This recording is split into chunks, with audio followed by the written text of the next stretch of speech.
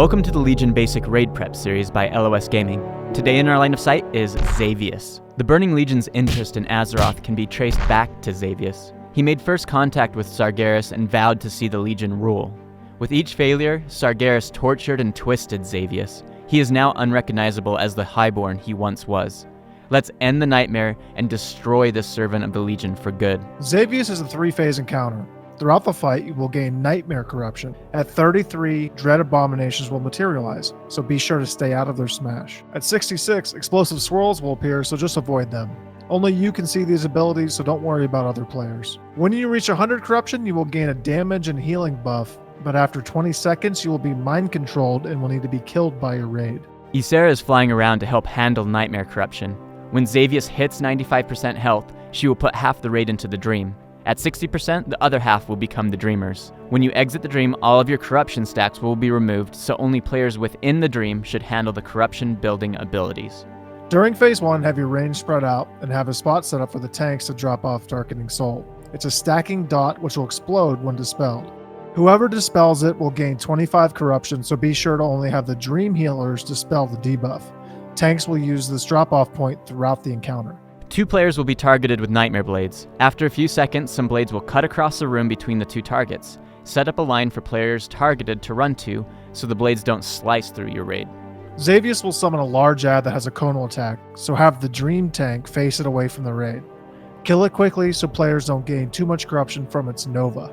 Range stay spread to minimize the damage and corruption caused when little Larking Terrors burst out of the ground. If you're fixated, kite them. The first player that they come in contact with will cause them to detonate. Try to have Dreamers intercept them to take the explosion and receive the corruption.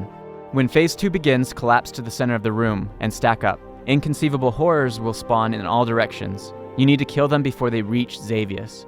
When they die, a puddle will form. It's the Dreamer's job to soak these puddles. If they are not soaked, the horrors will reform and continue their approach.